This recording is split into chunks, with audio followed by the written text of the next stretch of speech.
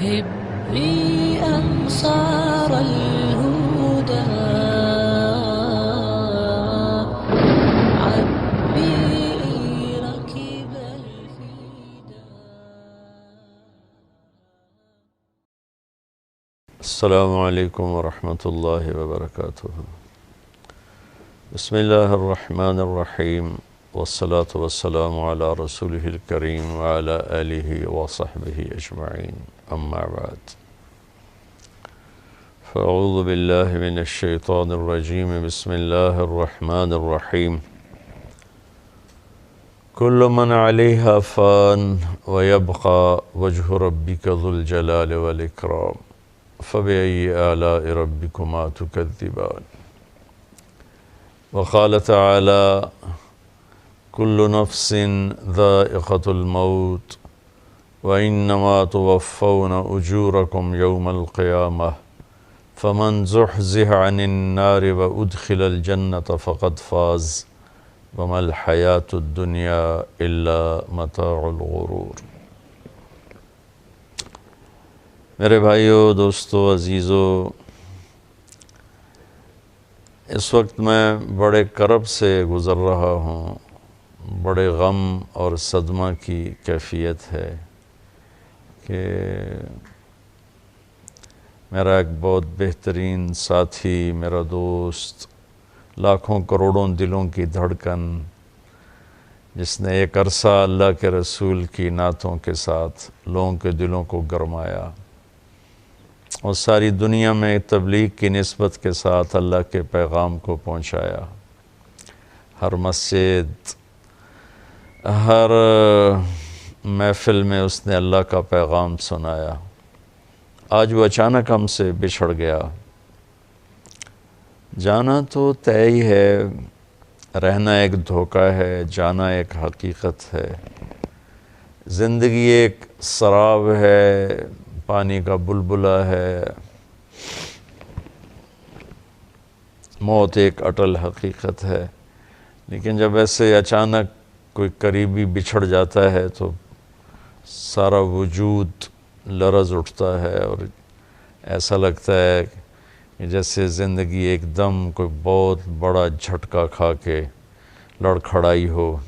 اللہ سنبھالا دے دیتا ہے ہر صدمے سے. جنید ایک بہترین انسان تھا. میری اس کی رفاقت کوئی 20 سال کی ہے. میں نے ایسے اخلاق والا بہت کم دیکھا. اسے تو کوئی اہل علم کی کوئی لمبی چوڑی صحبت نہیں تھی، لمبی چوڑی تربیت نہیں تھی، کوئی لمبی چوڑی اہل ذکر اور اہل اللہ کی کوئی لمبی چوڑی صحبت نہیں تھی. وہ اپنی فطرت سے بڑے عالی اخلاق والا تھا. اور ایک ماضی کا واقعہ سناتا ہوں. مجھے یاد نہیں میں کہاں بیٹھا تھا، سامنے ٹی وی چل رہا تھا تو آواز اس کی بند تھی. تو میں نے دیکھا ایک نوجوان وہ بیچ پہ ڈانس کر رہا ہے اور اس کے چاروں طرف لڑکیاں ڈانس کر رہی تھیں.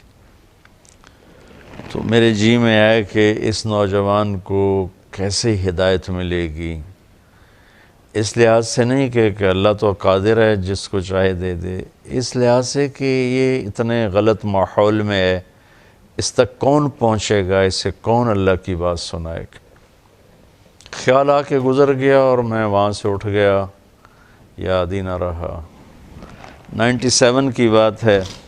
کراچی اجتماع میں تھا تو مجھے ایک نوجوان نے کہا جی ایک پاکستان کا مشہور گلوکار ہے جنید جمشید، اس سے آپ کی ملاقات کرانی.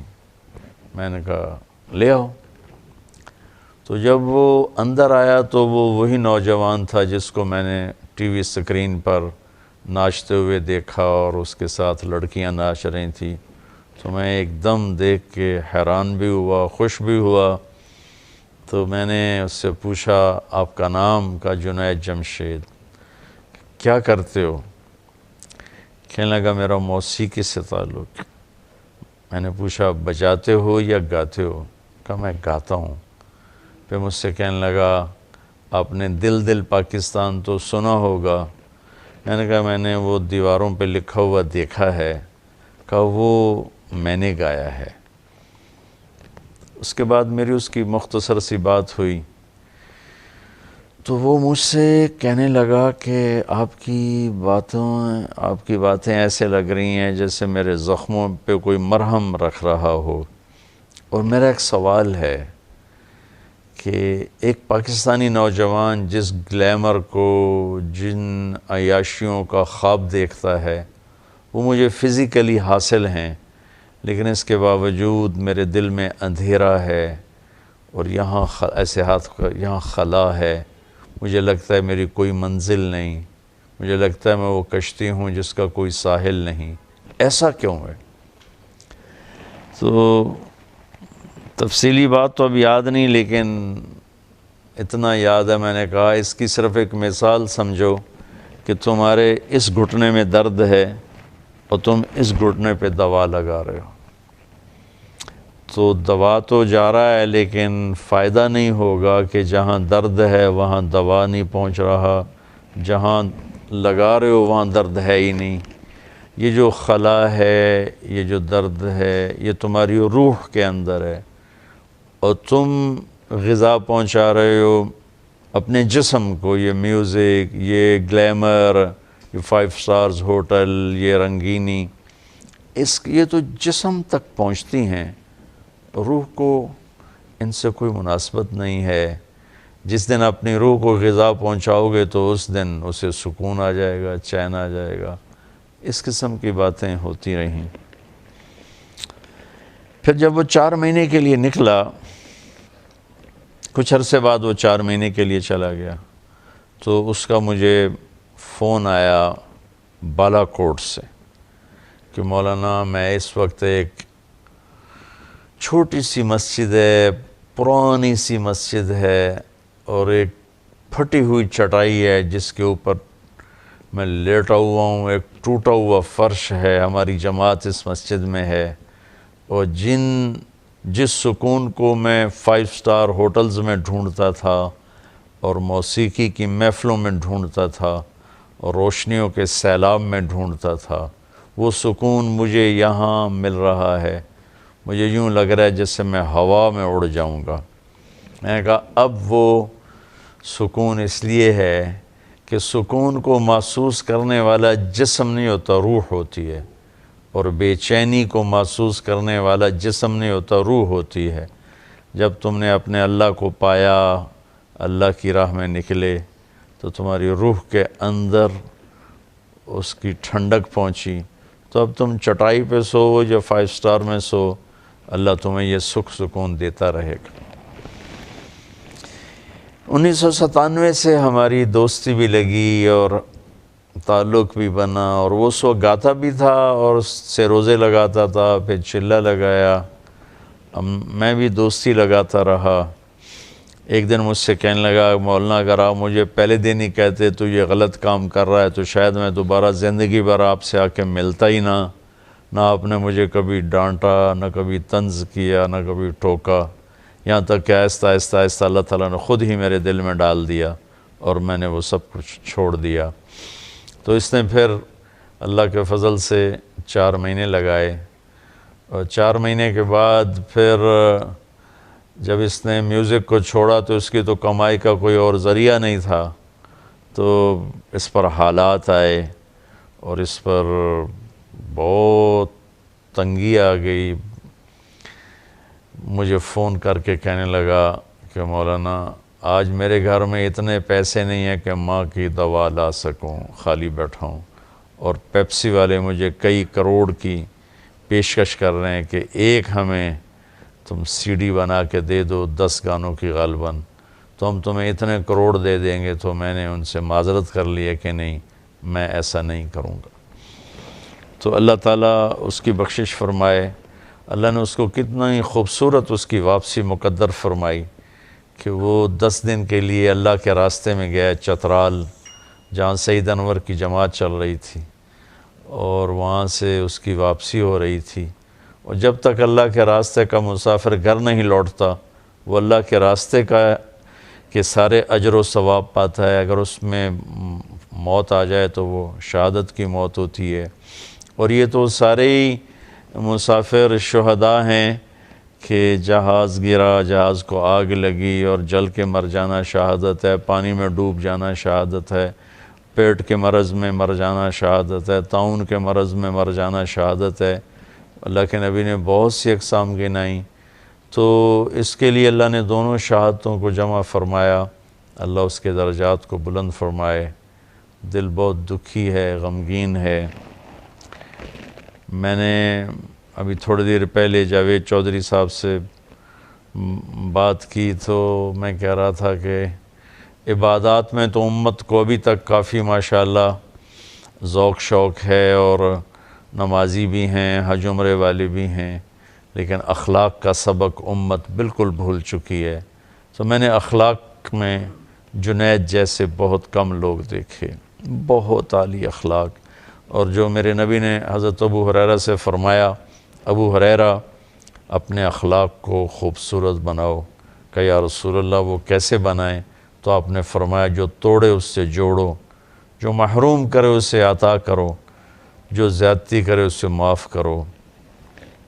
جو لوگ حضرات سن رہے ہیں آپ یقین مانیں کہ جنید اس کی تصویر تھا۔ اس نے توڑنے والے سے جوڑا، اس نے نہ دینے والوں کو دیا، اس نے زیادتی کرنے والوں کو معاف کیا۔ یہ اس کی ایسی عالی شان صفت تھی۔ پھر ہمارا 2007 سے لے کر 2016 تو یہ 7 8 9 10 4 یہ 10 حج ہمارے اکٹھے ہوئے، اور یہ جے کے نام سے صرف حجاج کی خدمت کے جذبے کے ساتھ 150 200 300 حجاج کو لے کر جانا، ان کی خدمت کرنا، ان پہ خرچ کرنا۔ ان کے ساتھی سہیل اور کامران، انہوں نے مل کر حجاج کی خدمت کے لیے سارا کام چلایا۔ کوئی، میں گواہ ہوں، 10 حج ہو گئے ان کے ساتھ، کوئی کاروباری لالچ نہیں، کوئی حجاج سے کمائی نہیں، بلکہ اپنے پلے سے یہ لگاتے رہے۔ سہیل بھائی، کامران بھائی، جنید بھائی، اور خوش ہوتے تھے حجاج کی خدمت کر کے۔ مجھے پتہ نہیں تھا کہ یہ ہمارا آخری حج ہوگا۔ ہم مینا میں محفل لگاتے، اس میں ان سے ہم نعت سنتے تھے۔ جب ہم جا رہے ہوتے تھے عرفات تو اس سے پہلے ہم 9 کی رات کو میرا بیان ہوتا، ان کی نعت ہوتی، پھر دعا ہوتی۔ پھر جب ہم مینا سے واپس آتے تو پھر سارے حجاج مل کر میرا بیان ہوتا، ان کی 3 4 نعتیں ہوتی، پھر دعا ہوتی۔ تو معلوم نہیں تھا کہ یہ سب کچھ آخری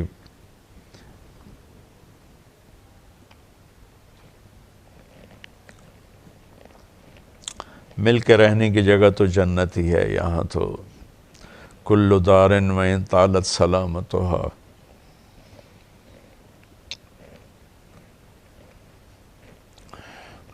یوما ستدرکها النکباء والحبب۔ کوئی گھر، کوئی ڈیرہ کتنا ہی آباد رہے، ایک دن ایسا آتا ہے کہ مکڑی کے جالے اور ہوا کی سنسناہٹ کے سوا وہاں کچھ بھی نہیں بچتا ہے۔ بہت اچھا مسلمان، بہت نیک مسلمان، کتنی اس پر زیادتیاں ہوئیں، اس نے سب کو معاف کر دیا، کتنے کھلے دل سے معاف کیا۔ اللہ نے بھی یقیناً اپنے فضل سے انہیں معاف کیا ہوگا۔ بہت بڑے اخلاق، بہت بڑے اخلاق۔ جو میری بات سن رہے ہیں، میں ان کی خدمت میں گزارش کروں گا کہ آپ بھی اللہ سے مانگیں کہ اللہ میں ایسے اخلاق نصیب فرمائے۔ ایک معمولی سی بات ہوتی ہے، فون پر ہزاروں لوگوں کی سنتے ہیں، سناتے ہیں، لیکن جب وہ فون کیا کرتا تھا نا، یا میں اس کو کرتا تھا، تو میں نے ایسی گرم جوشی ہر دفعہ، اگر میں نے دن میں 10 فون کیے ہیں تو ہر دفعہ اس محبت اور گرم جوشی کہ مولانا مولانا مولانا۔ میں اسے کہا کرتا تھا تیری انٹری بڑی زبردست ہوتی ہے، آج تک کبھی کسی نے مجھے ایسا رسپانس نہیں دیا جیسے تم مجھے فون پہ رسپانس دیتے ہو۔ تو وہ مجھے کہتا میرے محسن ہو، میں اس لیے کرتا ہوں یہ میرے ساتھ اس کا معاملہ نہیں تھا، سب کے ساتھ اس کا معاملہ تھا۔ ایک دم رائمنڈ کے اجتماع میں تھے تو عشاء کے بعد بیٹھے پرانی باتیں چلتے ایک دم اس پر کیفیت طاری ہوئی اور اس نے زارو قطار رونا شروع کیا، اور کبھی یوں گرے پھر کبھی یوں گرے، بے قرار جیسے مچھلی تڑپتی ہے، روتا روتا ایسے گرے پھر روتا روتا ایسے گرے، اور اس کے آنسو اور منہ سے رال نکل ساری داڑھی بھر گئی۔ مجھے اس پہ ترس اور رحم آنے لگا، مجھے رونا آ گیا۔ میں سے کہا مولانا آپ کو نہیں پتہ آپ نے مجھے کہاں سے نکالا، آپ کو نہیں پتہ آپ نے مجھے کہاں سے نکالا، میری نسلیں بھی اس احسان کا بدلہ نہیں دے سکی۔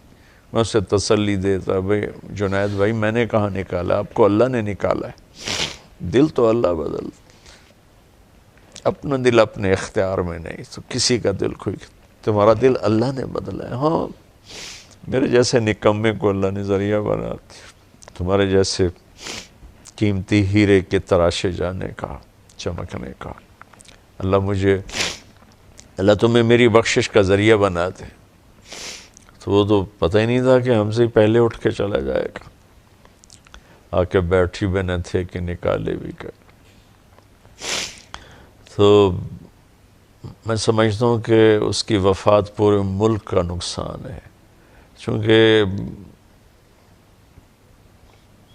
ابھی نمازی بے شمار ہیں، اللہ کا فضل ہے، روزے دار بھی بہت زیادہ ہیں، حج عمرے والے بھی بہت زیادہ ہیں، اخلاق والے ہیں ہی کوئی نہیں۔ ایک چراغ بجھتا ہے تو اندھیر چھا جاتا ہے، پہلے ہی ٹمٹماتے چراغ ہیں۔ بڑے اخلاق والا انسان تھا، ہر رشتے پہ پورا اترا، باقی کمیوں سے کون خالی ہے؟ وہ تو انسان ہی نہیں جس میں کمی نہ ہو، وہ تو انسان ہی نہیں جس میں کوتاہی نہ ہو۔ لیکن آپ یقین مانیں ایسے عالی اخلاق، ایسے عالی اخلاق، ایسا میٹھے بول، ایسا اچھا مزاج، ہر بڑے چھوٹے کے ساتھ، عجب اللہ وہ اخلاق ہمیں نصیب فرمائے جو میں نے اس میں دیکھے 20 برس میں، کمال درجے کے۔ اللہ تعالیٰ نے اسے ایسی سریلی آواز نصیب فرمائی۔ ایک دفعہ ہم دونوں آ رہے تھے عزیزیہ میں، تو ہماری بلڈنگ پر بینر لگا تھا جے، تو اس کے تو ایسا نا وہ آپ دیدہ ہو گیا، کہنے لگا مولانا میرے اللہ نے مجھے یہ دن دکھایا کہ آج مکہ میں میرے نام کا بینر لگا ہوا ہے۔ میرے نام کے بینر تو پبز کے مین گیٹ پر ہوتے تھے، کلبز، شراب خانوں کے سامنے میرا لگا ہوتا تھا کہ آج جنید جمشید فلاں جگہ ان کا کانسرٹ ہے، فلاں جگہ ان کا پروگرام ہے، تو آج یہ جے کا نام بیت اللہ میں گونج رہا ہے، بیت اللہ کی پاک سرزمین میں بینر لگا ہوا ہے۔ تو اللہ تعالیٰ نے اس نوجوان کو بہت نوازا، اتنا ہی اس کا وقفہ تھا، یہاں جانا ہی تھا، اللہ ان کے درجات بلند فرمائے۔ آپ سب کی خدمت میں گزارش ہے اس کے لیے دعا فرمائیں، اس کی بخشش کے لیے دعا فرمائیں۔ اللہم لک الحمد کما انت اہلہ فصلی علی محمد کما انت اہلہ وفعل بنا ما انت اہلہ انک اہل التقوی و اہل المغفرہ۔ اے ہمارے رب، تیرا بندہ تیری راہوں میں چلتا تیرے پیغام کو سناتا، تیرے نبی کے نغمے گاتا، تیری توحید کے گیت سناتا تیرے پاس پہنچ گئے، اللہ اسے معاف فرما میرے اسے معاف کر دے، ہم گواہ ہیں وہ بہت نیک تو نے اسے بنایا، تو نے اسے عالی اخلاق دی، تو نے اسے سخاوت، ماں کا باپ کا فرما بردار بنایا، دوستوں کا دوست بنا، زیادتی کرنے والے کو معاف کرنے والا بنایا۔ اے مالک 20 سال کا تو میں گواہ ہوں میرے مالک، اس نے تیرے نغمے، تیرے گیت کو، تیرے حبیب کے نغمہ کو آسٹریلیا سے امریکہ تک ہر بر اعظم میں پہنچا دی۔ وہ چلا اس کی آواز آج بھی گونج اے میرے مولا تو اسے فرشتوں میں کھڑے ہو کر اس سے اپنے نبی کی نعت سن، تو فرشتوں کے مجمع میں اسے کھڑا کر الہی تیری چوکھٹ پر بھکاری بن کے آیا، اے اللہ تو اسے فرشتوں میں کھڑے کر کے کہنا کہ مجھے سنا، الہی تیری چوکھٹ پر بھکاری بن کے آج وہ بھکاری تیرے در پہ پہنچ چکا، اے مالک تو نے اسے اپنے راستے میں موت دی، یہ ہمیں تسلی ہے تو نے اسے معاف کر دیا ہوگا، اس کے در اے میرے رب اس کے بچوں کی حفاظت فرما، اس کی بیوی کی حفاظت فرما، اس کے بھائیوں کی حفاظت فرما، اس کی بہن کی حفاظت فرما، اس کے دوستوں کی حفاظت فرما، اے مالک اس کے دوستوں نے، سہیل نے اس کا بڑا ساتھ دیا، کامران نے، سہیل نے اس کا بڑا ساتھ دیا، تو ان کے بچوں کی حفاظت ہم نے ہیرا کھو دیا، میرے ہمارا دل کٹ کے چلا گیا، ہمارے جگر میں سوزش، اے مالک ہم سب تیری منت کرتے ہیں، آج نوجوان نسل رو رہی ہے، لڑکے لڑکیاں چھوٹے بڑے بوڑھے جوان رو رہے ہیں، تو یہ سب آنسو اس کی بخشش کے لیے قبول فرما لے یا اللہ، یا اللہ، اے میرے وہ تیری بارگاہ میں آئے تو اسے کہنا